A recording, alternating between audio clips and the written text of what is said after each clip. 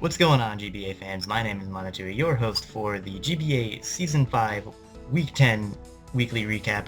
Like I said, I am your host, Monotui. Today, joining me, we have our co-host, Slyro. Sly, please introduce yourself.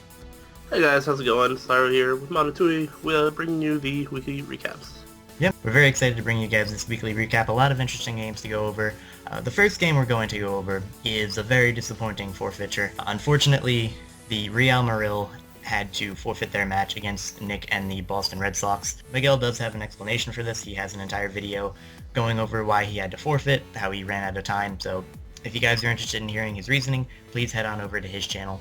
He will have a video explaining why he was unable to play his match this week.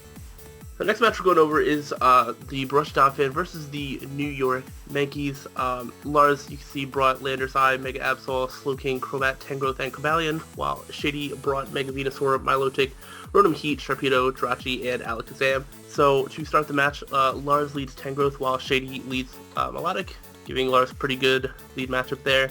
But Lars makes the prediction right off the bat, goes for HP Ice, catches the non-Mega Venusaur on the switch in, and finds out that it is a special defense set.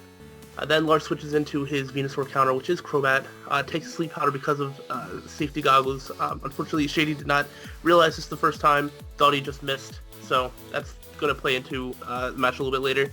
But Lars then pulls a good double into Slowking, predicting the Rotom Heat to come in, which he was correct. And then he takes a Volt Switch as he scalds Venusaur on the switch-in, knowing now that he can take a Volt Switch every time, and that Regenerator, when he switches out, is going to give all of his health back. Because Shady didn't see the safety goggles, once he's back in with Mega Venusaur, he goes for the Sleep Powder again, as Lars doesn't think he's going to go for the Sleep Powder, and then goes into Cobalion, and then the Cobalion does get put to sleep. And then Lars just decides to burn a turn of sleep as Shady switches into the Rotom Heat. And then again, we have Slowking switching back in on the Rotom's Full Switch. This is a theme that happens a couple times this match. He switches into Sharpedo. Lars has an answer for this. Switches into his physically defensive Rocky Helmet Tangrowth. Takes it from Sharpedo. Shady then goes out to Jirachi on Tangrowth and U-turns out, taking some Rocky Helmet damage on that.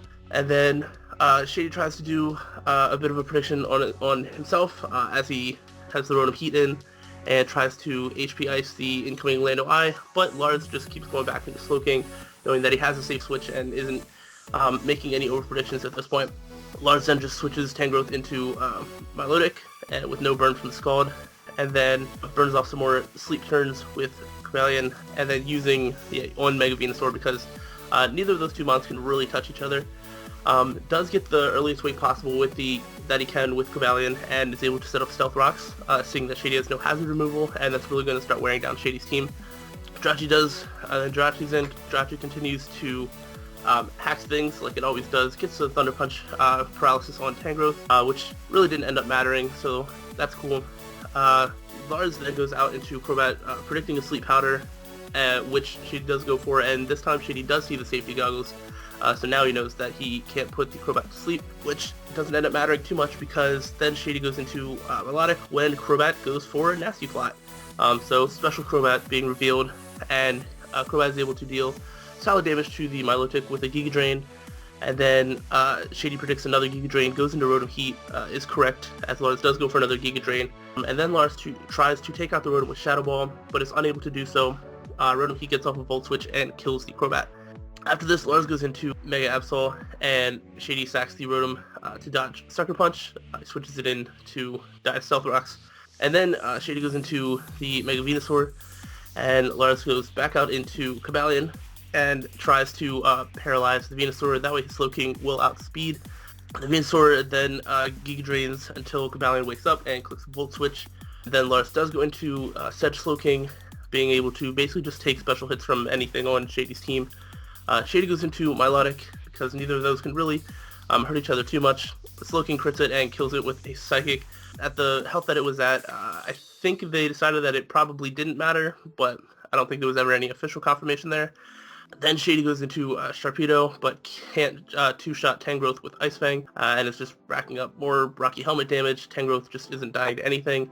Lars then pulls a double into Cobalion, and then Cobalion Flash Cannons the Mega Venusaur, After Mega Venusaur tries to put it to sleep and misses, Cobalion gets off that flash cannon, gets a special defense drop, which doesn't end up mattering too much, as Shady then goes for Sleep Powder again and lands it this time. Instead of burning Sleep Turns and trying to switch out, Lars just immediately switches out into Slowking, and Shady gets fully paralyzed, which really ended up accelerating this game to the end, as Shady then starts making some really good predictions. First he switches in Sharpedo, expecting Slowking being correct, and then switching into Alakazam immediately after when he predicted Tangrowth to come in, which he was correct again.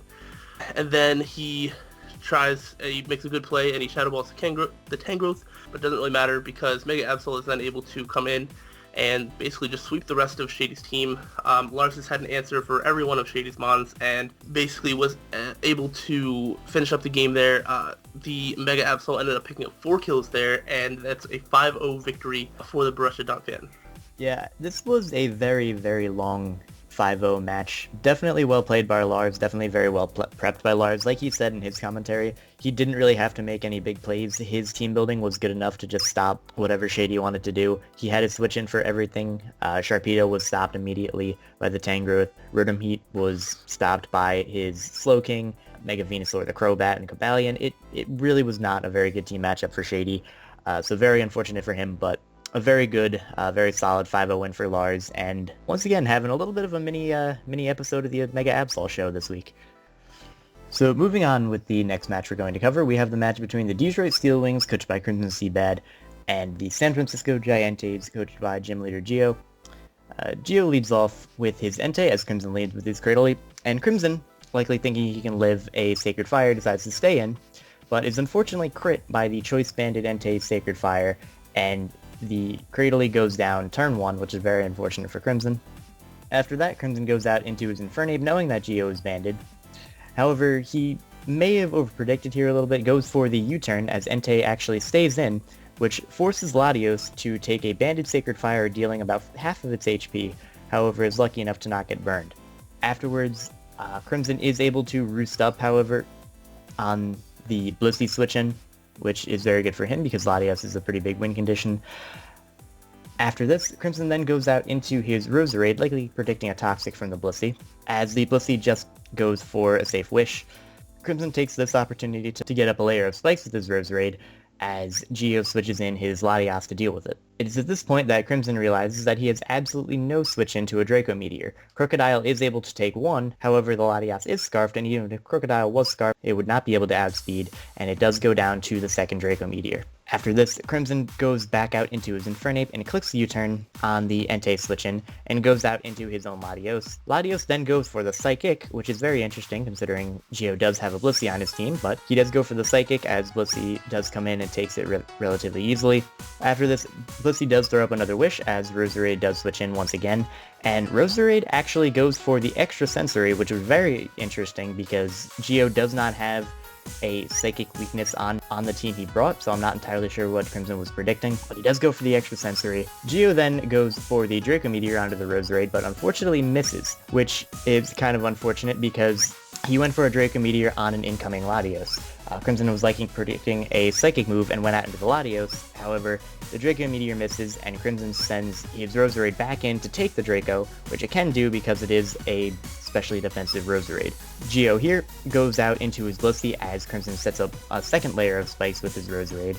After this play, Crimson knows he cannot touch Blissey with the Roserade, so he is forced to switch out Infernape as Gio actually predicts this and pulls a very nice double into Latias. And once again, Latias does not have a switch into the Draco Meteor, so he goes for the Draco, and Crimson decides to sack off his Latios. So clearly we see here that the red one is superior to the blue one, no further discussion. A little bit later on in the match, Staraptor is going to come in, and predicting the Rhydon to come out, does go for the U-turn on the Rhydon switch-in, and goes out into his Infernape, threatening it out with the Grass Knot. The Rhydon is threatened out into Gio's Latias, which does take a very hefty chunk from the Infernape's U-turn, when suddenly there's a disconnect.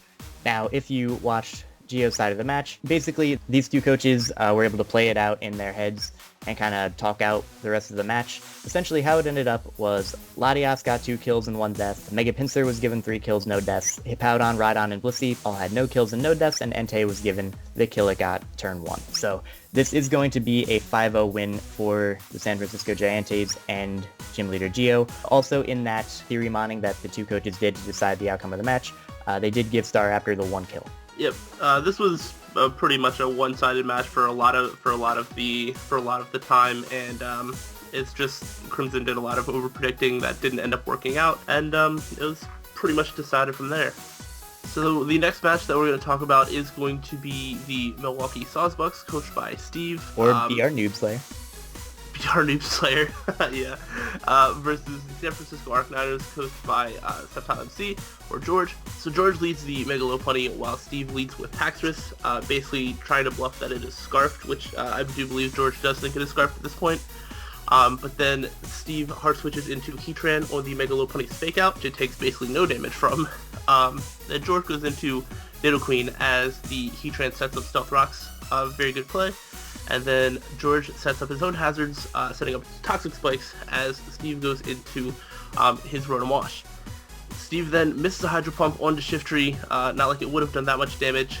So then Steve switches out the Rotom Wash into his Heatran, while the Shiftry goes for Leaf Storm, also doing not much damage. But then George reveals the Power Herb Dig with Shiftry, which actually does not take out the Heatran, because it was physically defensive Heatran, I believe. And the Shiftry actually just dies to a Lava Plume. So then George just brings in the Mega Lopunny and is able to kill the Heatran with Power Up Punch. So after the Heatran's taken out, Steve then goes into the Conqueror on the Mega Lopunny, but then he predicts the Rotom, George's Rotom, to come in and goes for knockoff and takes it out one shot, which was really huge because George identified that Rotom as his win condition and he lost it without it doing anything. So then George just goes back into the Mega Lopunny and goes for Fake Out, and then predicts the Conkeldurr to go for a Mach Punch, predicting correctly as he goes into Nidoqueen, and then Nidoqueen is able to take out the Conqueror. Steve then goes into the Haxorus, again still kind of bluffing that it is Scarf at this point, but then goes for a Dragon Dance as Bronzong comes in and then is able to kill it with an Earthquake. George is then forced to Fake Out with the Mega Lopunny, and then he switches into a Scizor as the Haxorus goes for Dragon Claw, but George is then able to kill the Haxorus with Bullet Punch from Scizor. Mega Lopunny then comes in on Rotom Wash and gets burned by the Will-O-Wisp, and so therefore, because of that, it's not able to do much damage. I believe it takes a hit and then it dies. Then Mega Lopunny does come in on the Rotom Wash, getting burned by the Will-O-Wisp, therefore meaning that it can't kill the Rotom Wash.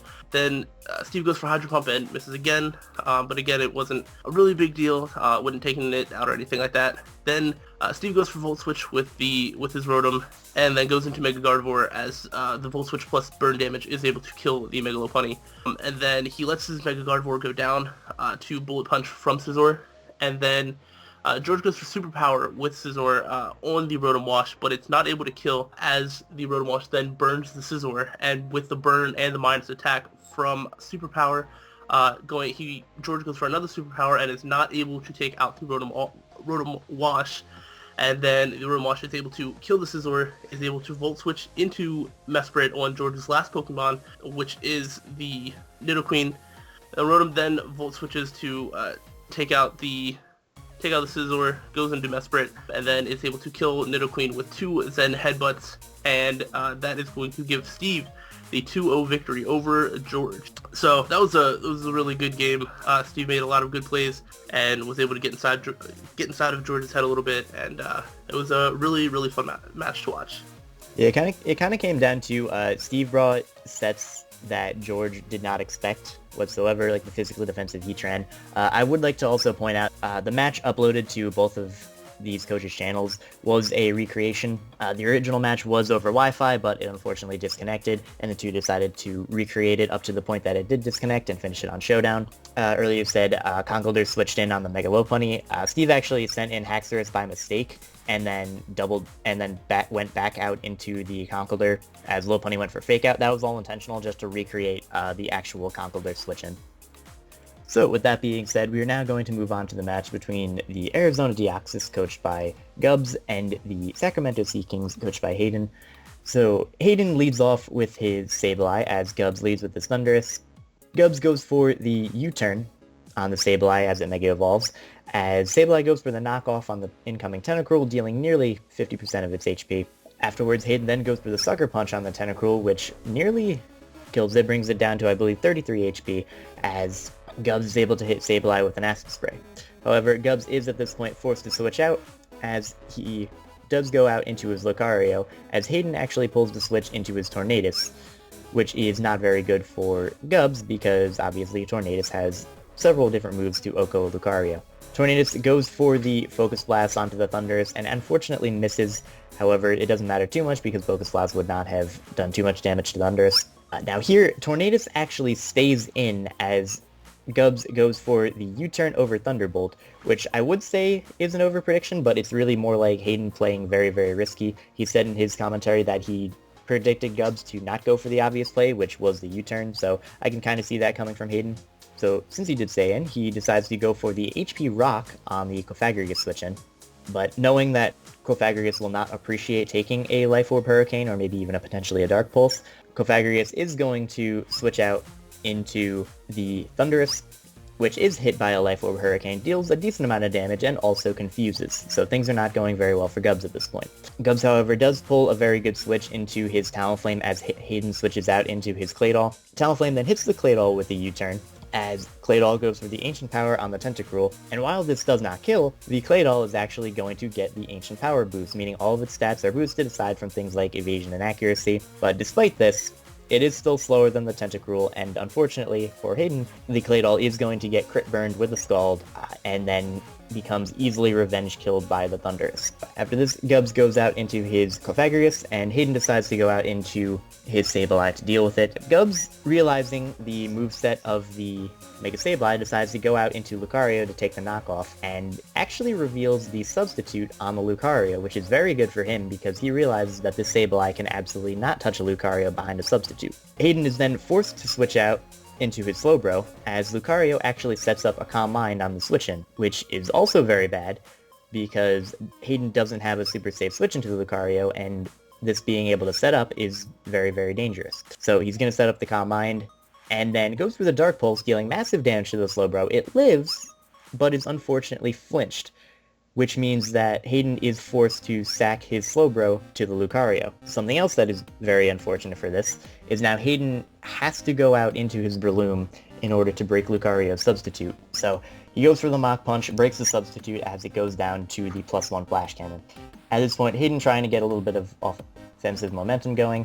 Darmanitan is going to switch in, as Gubbs is kind of forced out into his Cofagrigus, which likely would have been to a KO'd, however, Darmanitan loses its Sheer Force due to Cofagrigus' ability Mummy, and likely would not have been able to 2 a KO, so Hayden realizes this and switches out into his Mega Sableye, which is able to take a Shadow Ball relatively well.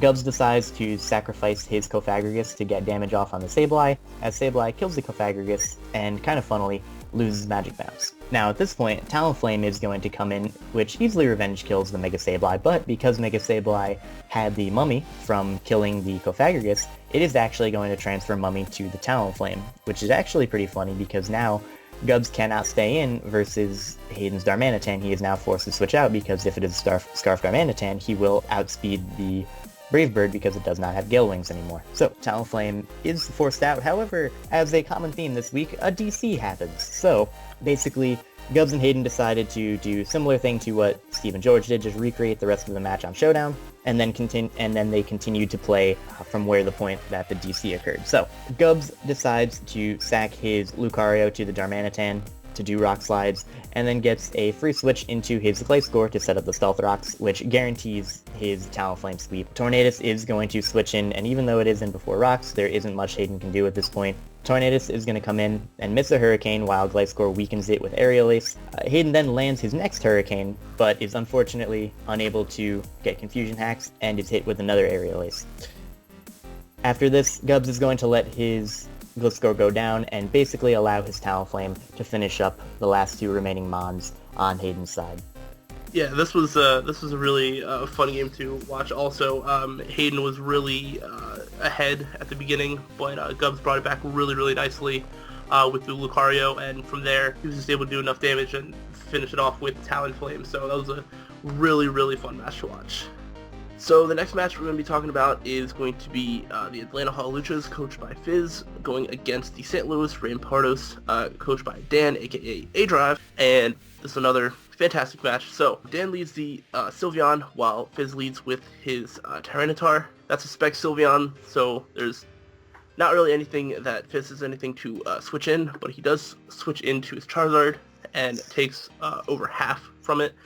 And basically at this point, there's like a solid 4 to 5 turns of Fizz going for Roost with his Mega Charizard Y, while Dan just keeps trying to Hyper Voice it, trying to catch it to do something else. Eventually, Fizz does do something else and uses Fire Blast. That was due to timer. He didn't select his move in time, but he acknowledged that that was probably either what he would have done or what he should have done at that point anyway. So Fire Blast does a lot of damage to Sylveon, but then is taken out to Sylveon's Hyper Voice.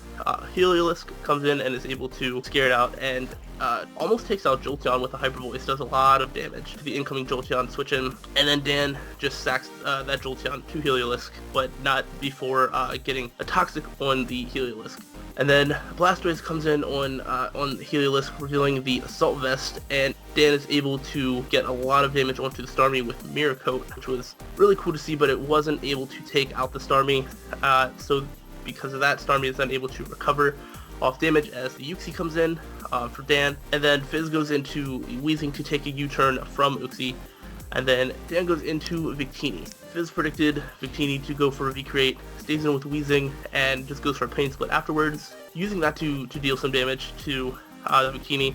Then Fizz is able to set up Toxic Spike, so yeah, Aggron switched in on the Weezing, so that was a interesting switch there. And then Weezing goes for Will-O-Wisp, as Aggron then just goes for Dragon Tail, which forces out the Weezing and forces in the Starmie, which is still not a great matchup for Dan. And then Starmie just goes for a Scald as Aggron goes for Dragon Tail again. And then in comes Heliolisk. Again, not the best matchup for Dan, so he's not really getting lucky with the Dragon Tails here. But Heliolisk goes for Volt Switch, but is unable to kill, and the Mega Aggron goes for Rest. Weezing is then doubled out into Tyranitar. Dan then goes into the Sylveon instead of the Uxie and dies to poison plus sand damage. So one of the biggest threats on Dan's side is down. Uxie then comes in and goes for Heal Bell as the Tyranitar then goes for Stealth Rocks. Very nice play. Uxie then sets up rocks of its own as the Tyranitar then pursuits, and then Uxie U-turns as Tyranitar pursuits again, dealing more damage as this time the Uxie switched out. Then Dan goes back into Aggron as the Weezing comes in to take an Iron Head, knowing that Aggron can't really touch it, and then is able to go for another Will-O-Wisp as Uxie comes in, as Dan didn't want to let Aggron get burned again. And then Starmie comes in as the Uxie goes for Psychic, and is able to knock out the Uxie with a Scald. And then Dan's Blastoise comes in, and both Starmie and Blastoise both go for Rapid Spin, so all the hazards that have just been set up are all completely gone. Fizz then goes for Recover as Victini comes in, and is not able to kill with Scald, but does do a decent amount of damage and dies to a Bolt Strike. He thought Dan was Scarfed, and at this point now finds out that the Victini is not Scarfed. And then Fizz comes in with his Tyranitar, knowing that he can live a hit from Victini because he has a Chople Berry to take any sort of fighting move. Victini does go for the fighting move with Brick Break. Tyranitar lives and is able to take it out. And then Aggron comes back in. Fizz once again switches out into Weezing. After taking Iron Head, he goes for another Will-O-Wisp as the Blastoise, which is already poisoned, switches in. Fizz then sacks his Tyranitar to Blastoise as Dan goes for Scald and gets the burn, and then the Tyranitar dies to burn damage. And then Aggron comes back in, Fizz goes back out into Weezing, and Weezing Pain Splits, gets health back, and then is able to burn the Aggron. And then the Aggron just goes for Dragon Tail again, meaning the Weezing is forced out into the Heliolisk. Heliolisk, being trained in the mountains, hits the Focus Blast, and that finishes the game for a 3-0 victory for Fizz and the Atlanta Hawluchas. So yeah, this game was very well played by Fizz. Not poorly played by Dan, but Fizz did bring an excellent team to counter Dan. Kind of similarly to Lars' match, he didn't really have to make plays. I believe he made one double this match, and for the most part, it was pretty straightforward for him, and he was able to come out on top. So again, Fizz is just continuing his dominance, being now 9-1 over the course of the season. Alright, so moving on, we have the match between the Long Island Reggie Rockies and Nips and the Cincinnati Loudreds, coached by Mulvone. Mulvone leads with his Landorus Therian as Nips leads with his Flygon. Landorus goes for a U-turn on the Flygon as Nips drops a Choice Specs Draco Meteor onto Fortress, dealing over half of its HP. Nix then pulls a hard switch into his Rapidash as Mulvone pulls a very good double into his Dusknoir, likely predicting that. Nips goes for the Flare Blitz to try and deal a good amount of damage onto Dusknoir, however it deals under half. Rapidash is then hit by an Earthquake, however is able to live with a small amount of HP, granting Nips the ability to switch it in later without Stealth Rocks. Dusknoir then tries to pick off the Rapidash with the Shadow Sneak, however Nips predicts this and goes out into Scrafty, which is able to take a hit. However, Scrafty is unable to kill the Dusknoir with a knockoff and is unfortunately burned by Will-O-Wisp. This is an Intimidate Scrafty, not a Shedskin Scrafty, so the burn is there to stay because Nips has no Cleric on his team. Nips here, however, does pull a solid double into Rapidash, predicting the Dusknoir to go for a Pain Split. And with the Pain Split health that he recovered, he is able to live a Shadow Sneak and is able to knock out the Dusknoir with the Flare Blitz, leaving Rapidash on 1 HP. At this point, Gastrodon is going to come in to deal with the Rapidash. Chansey comes in and takes a Toxic from the Gastrodon, which is totally fine because Chansey, of course, does have that natural cure. Both coaches then switch, Nips pulling a double into his Slowbro and Mulvone going out into his Fortress. Nips then predicting the Gastrodon to come in, not wanting to go for a Scald, does hit the Gastrodon with a Psychic, which does an okay amount of damage, but nothing crazy. Gastrodon is then going to be able to poison the Slowbro as Nips stays in and goes for another Psychic. Nips at this point, realizing that he's not going to be able to win this battle, goes out into his Flygon as the Gastrodon goes for Recover, bringing it to nearly full health. At this point, Nips tries to catch the Gastrodon off guard with a Giga Drain, however, Mulvone does see this coming and goes out into his Fortress, which does quad resist the hit. At this point, Nips is kind of forced out into his Diggersby, which is able to tank a Gyro Ball, fortunately. Nips then, predicting some sort of switch, goes for the knockoff as Landorus switches in, deals about half of its HP and knocks off his Choice Scarf, which is very fortunate for Nips. Nips after this is then going to go out into his Chansey on the Landorus, which is able to take a knockoff followed by an Earthquake, is able to finish off Landorus with the counter. So that's pretty cool to see from Nips, using Dan's old strategy with Chansey from last season. At this point, Chansey is low enough to the point where Mulvone goes out into his Mega Manectric and is able to kill the Chansey with the Volt Switch as he goes into his Weavile. Nips here goes out into his Scrafty in order to deal with it. Fortress switches into the Scrafty, which is able to take a knockoff easily. At this point, Nips does not want to stay in. He goes out into his Flygon as the Fortress sets up Stealth Rocks. Nips makes the play of going for the Defog with his Fortress, which is unfortunate because this is a choiced Flygon. So he's going to go for the Defog, remove the rocks, but Fortress is able to hit it with a Gyro Ball, which actually does crit, dealing a decent amount of damage to it. At this point, Nips is forced out into his Mega Slowbro in order to attempt to set up. However, the Fortress can just set up Stealth Rocks again, so going for the Defog really didn't help Nips all that much. Nips sets up one Combine with the Slowbro as Gastrodon comes back in. He's able to get up to +2 after taking a Scald from the Gastrodon, however, he clicks Psychic as Mulvone hard switches into Weavile, and then the Weavile is able to knock out the Mega Slowbro with knockoff, so basically Mega Slowbro, despite setting up to +2, did absolutely nothing. At this point, Nips is kind of forced out into Scrafty and pulls a very nice double into Flygon as Mulvone once again goes into Fortress. Nips drops a Draco Meteor on the Fortress and is easily able to knock it out from where it's at. After this, Weavile is going to come in, but Nips decides to make the play of sacking his Rapidash to Stealth Rocks in order to get a safe switch into Scrafty. And then he pulls another double into his Flygon, predicting Gastrodon to come in. However, Mulvone decides to go out into his Manectric instead, which is very unfortunate. Flygon is going to go down to the HP Ice, as Nips is then forced out into his Scrafty, and kind of doubles out into Diggersby for no entire reason. Kind of an unnecessary double, but it doesn't really matter too much in the end. Diggersby, of course, is going to be immune to the Thunderbolt. Diggersby then is able to kill the Manectric, but at this point, Weavile is going to be able to come in and kill it with the Ice Shard. And at this point, Crafty is going to come in, but is unable to take out the Gastrodon, and basically the Gastrodon is just going to wall it to death. Yep, this is a pretty straightforward match. Mulvone had a lot more reliable switch-ins into a lot of Nips's mons, and basically was just able to wear down Nips's team before his own team got wore down. And that was pretty evident by the end of the match there. Final match that we're going to be talking about is going to be the New Orleans Pelipers, coached by John or Pokemon, versus Old Man Tup and the Pittsburgh Piratas. So Tup leads with Archeops as John leads with Donphan. Donphan goes for knockoff as the Archeops sets up Stealth Rocks. Then Tup switches into Jellicent on the Donphan, but Donphan goes for the second knockoff, dealing a good chunk of damage, about half to the Jellicent, and of course getting rid of its item. Jellicent then goes for a Will-O-Wisp and burns the Florges that switches in, and then the Arcanine is set out to deal with Florges as Florges just goes for the Heal Bell, getting rid of its burn. Tup then makes a double switch, switches into Kyurem, predicting the switch into Donphan, but John goes into Reuniclus instead, and then John makes a double as he doubles into Florges as Tup goes back into Jellicent. Florges then just fires off a Moonblast as Tup misses a Will-O-Wisp on Florges.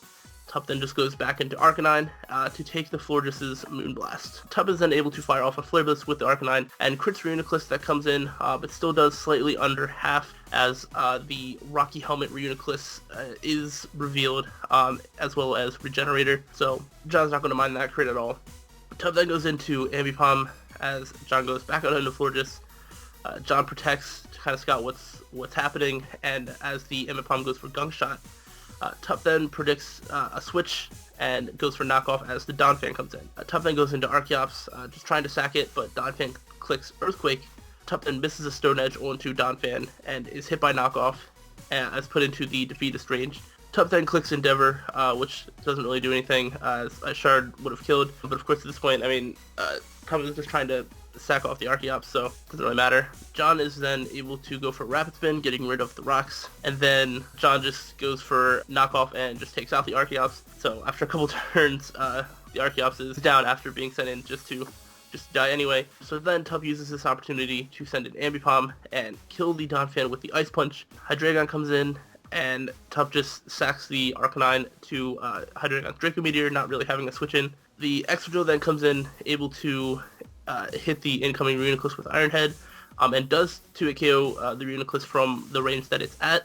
Virizion then comes in, and Tup now sacks the Jellicent to it to try and see what type of Virizion it is. Tup is then able to go into Ambipom, and then goes for the Gunk Shot to take out the Virizion.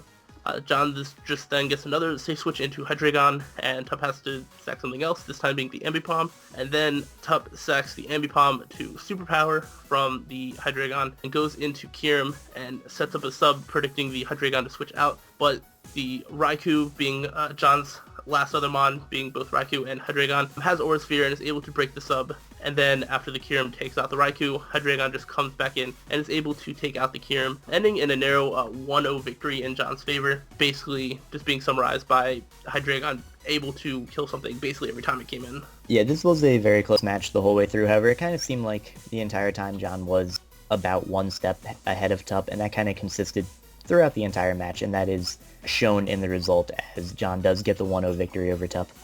So now that we've covered all the matches, we are now going to move on to the current standings in the MVP race, which Pokemon are on top. The top 10 starting off with first place with Mega Pinsir, coached by Gym Leader Geo of the San Francisco Giants, with a whopping 20 kills, 2 deaths, and a plus 18 differential. Next, we have Mega Lopunny in second place, coached by George of the San Francisco Arcaniners, with 17 kills, 4 deaths, and a plus 13 differential. And after that, we see Mega Absol, coached by Lars of the Barossa Donphan, with 15 kills, 4 deaths, and a plus 11 differential. Rounding out the rest of the top 10, we have Manaphy, who plays for the Boston Red Sox, and their coach Nick, with 15 kills, 7 deaths, and a plus 8 differential. Then we have Landers I for the Barossa Donphan, and their coach Lars, with 13 kills, 3 deaths, and a plus 10 differential. Entei for the Giantes, and their coach Gio, with 13 kills, 5 deaths, and a plus 8 differential. Salamence for the Rampardos, and their coach Dan, with 13 kills, 7 deaths, and a plus 6 differential. Mega Manectric for the Loudreds, and their coach Malvone, with 13 kills, 8 deaths, and a plus 5 differential. Diggersby for the Long Island Regirockies, and their coach Nips, with 11 kills, 5 deaths, and a plus 6 differential. And finishing it off is Tyranitar for the Atlanta Holuchas, and their coach Fizz, with 11 kills, 7 deaths, and a +4 differential. Yep. Kind of surprising. It is pretty cool to see a Mega Absol above a Landorus Incarnate in the MVP race. Also something I do want to point out. While Nick has received 2 forfeits in a row, while this is good for his overall record, it is unfortunate for things like Manaphy are, of course, with the forfeiture, unable to get kills, and is therefore dropped relatively low on the, not relatively low because it is 4th place, but is unfortunately dropped down in the MVP race.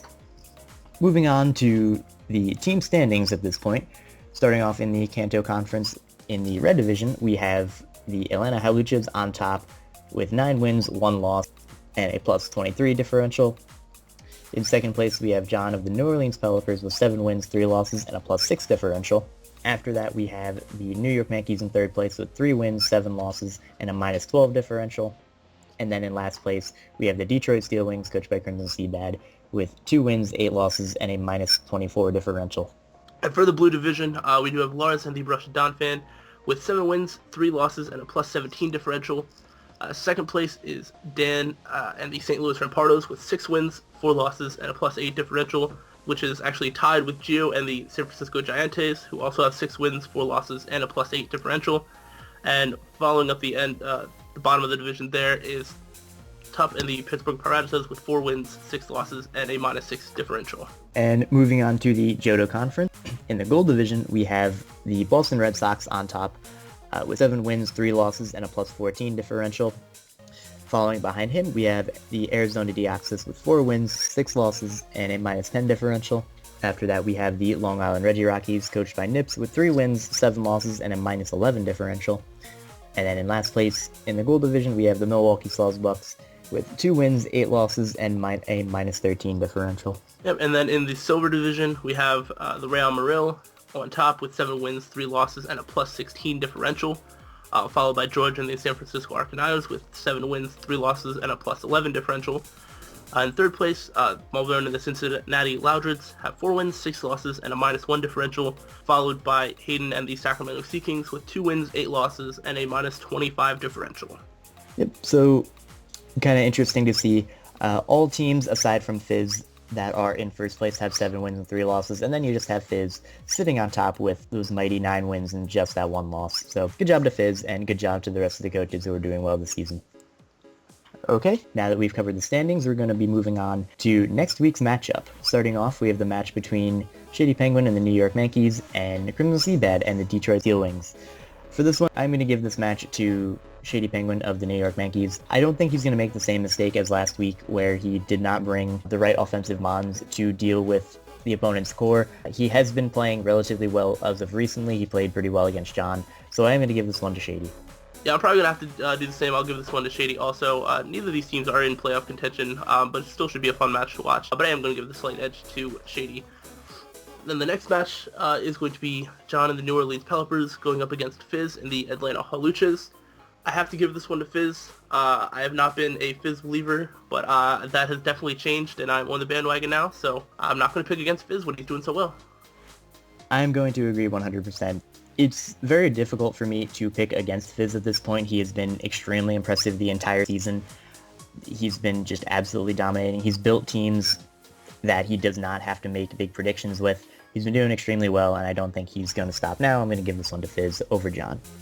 So next up, we have the match between the Pittsburgh Piratas, coached by Old Man Tup, and the Borussia Don fan, coached by Lars. I am going to give this one to Lars of the Borussia Don fan. Not that Tup has been playing necessarily poorly, but I think Lars' coaching abilities have been a little bit higher recently. He has been playing extremely well. Lars has been able to beat difficult opponents such as Dan recently, as well as obtaining a very big victory over Shady of the New York Yankees. Similarly to Fizz, he built a team that he did not have to predict around. He just had a set game plan, he was able to stick to it, and he was able to win because of it, and I think he's going to do the same this week. Yeah, I'm going to have to agree again. Lars has been on a roll, and I think he's just going to continue that as the playoffs get closer. So, the next match after that is a really important match between the St. Louis Rampardos and the San Francisco Giants, as those are the two teams in the same division with the exact same record and differential, so this has huge implications. This one could really just come down to a coin toss for me. I could really go with either one, but I think for me, I'll just pick Dan just because he's been a playoff team before, and that's basically the only reason I would have to give him a slight edge in this one. Yes, I am going to 100% agree. Both of these coaches have been very impressive, but I feel like Dan is just going to be able to pull through this week. He definitely wants that playoff spot. He's been a playoff competitor before. He was in the finals last season. I think he's really going to push for that playoff spot, and I think he is going to push past Gio. Next up, we have the match between the Boston Red Sox, coached by Nick, and the Milwaukee Bucks, coached by Steve.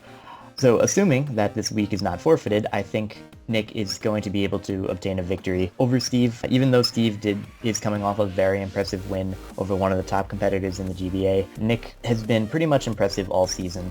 And while it seems like Steve can be hit or miss, it seems like Nick has been mostly hit for the entirety of the season with a couple small slip-ups, and I don't think this is going to be a slip-up. I think Nick is going to pull away with a win here. Yeah, once again, I'm going to have to agree. I do think Nick is going to win this one, mostly because, as I'm thinking of it, I think he really does have the matchup. I think he has the team matchup, and I think just because of that, he's going to be able to use that to his advantage and be able to get a victory this week.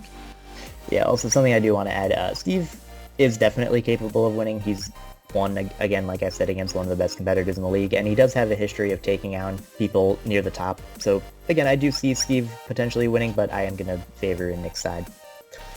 Yep. The next match is going to be the Arizona Deoxys versus the Long Island Reggie Rockies. Interdivision match that may actually still have playoff implications. So because of that, I think I am going to give this one to Gubbs. Gubbs has been on a winning streak lately, and it's the perfect time to hit a hot streak, and I think he's doing it. So I'm going to give the edge to Gubbs. I'm going to agree. Gubbs has been on a win streak as of late, 2-win streak to be exact, whereas Nips has been on a 4-game losing streak. So unless Nips is able to turn it around this week, I do not see him beating Gubbs, and I do see Gubbs pulling away with a win here. Moving on, we have the match between the Cincinnati Loudreds and the Sacramento Sea Kings. For similar reasons that I picked Gubbs over Nips, I'm going to pick Mulvone over the Sea Kings. Mulvone has, although not been on a winning streak, I believe he has won 2 of his last 3, whereas Hayden has not won since week 2. Mulvone has a little bit of momentum going for him. Hayden does not. I'm going to go with the person with momentum being Mulvone. Yep, and once again, I'm probably going to have to agree. I think this may be a closer match than you would expect. Hayden still played really well this past week, and I think he might actually be able to squeak out a victory, but just with the playoff implications and the fact that Mulvone has been on a roll, I see no reason to pick against him, so I would pick Mulvone for this one. And then the last match is going to be the San Francisco Arcaniners taking on the Real Maril. This is going to be another huge game that could really come down to either. George has been slipping a little bit as of late, but you can tell that he really wants to turn it around. So I'm really kind of hit or miss for this one. I guess I'll just pick Miguel for this match with no real reason, but just because. Mm-hmm. Honestly, this is a match that has been long anticipated since the first time these two faced off. George won, I believe, with a very narrow 1-0. This is a match I don't think I'm going to be able to call. It really depends. It almost depends on the day, because these two are near equal in skill. Miguel arguably has the better team, but George has been using his team so well, proving that it is kind of like an underrated threat of a team. This is extremely tough. I'm going to give a very, very, very slight edge to George, just because I think after losing 2 weeks in a row, especially after playing what I believe he would be considered poorly in his own eyes, to Steve, I think he is going to come back with the passion to beat Miguel once again. Okay, with that being said, we are now going to wrap up the video. Thank you guys very much for watching. This has been GBA Week 10 Weekly Recap with your host, Monituated Slyro. Once again, thank you guys for watching. Please leave any constructive criticism or comment in the comment section below. My name is Monitui. My name is Slyro. And we'll see you next week.